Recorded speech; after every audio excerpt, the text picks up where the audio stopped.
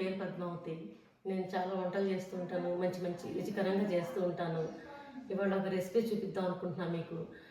అల్లం చట్నీ రెసిపీ చూపిద్దాం అనుకుంటున్నాను. దానికి కావాల్సినవన్నీ చూపిస్తాను. అల్లం పచ్చడికి కావాల్సిన పదార్థాలు చూపిస్తున్నానండి.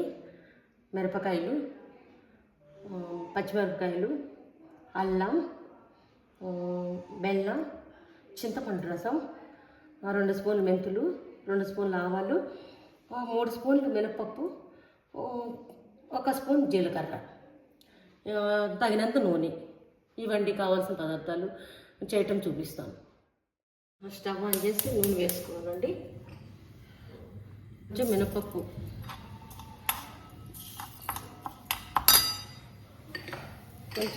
వేసుకున్నాను. 2 స్పూన్లు మెంతులు వేసేసుకున్నాను. 2 స్పూన్ల ఆవాలు,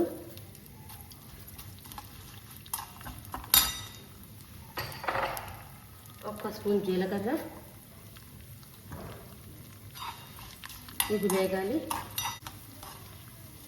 ఎర్రగా వేగాలి.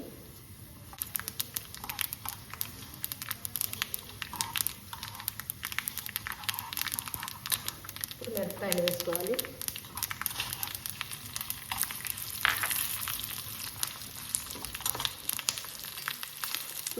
పచ్చిమిరపకాయలు వేసుకోవాలి.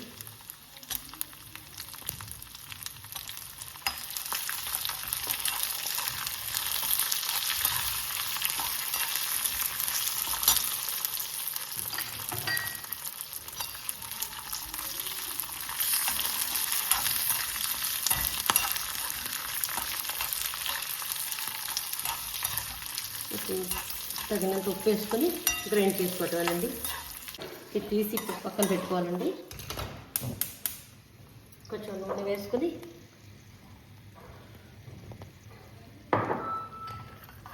అల్లం ముక్కలు వేసుకోవాలండి.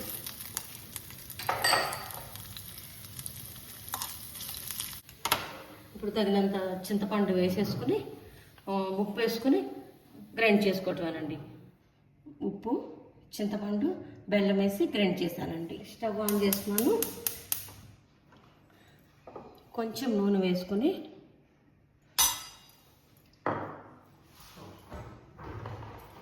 ఇంగువ వేసుకొని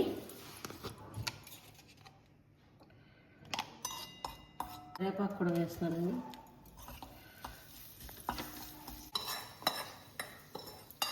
కరివేపాకు, ఇంగువ వేసాను.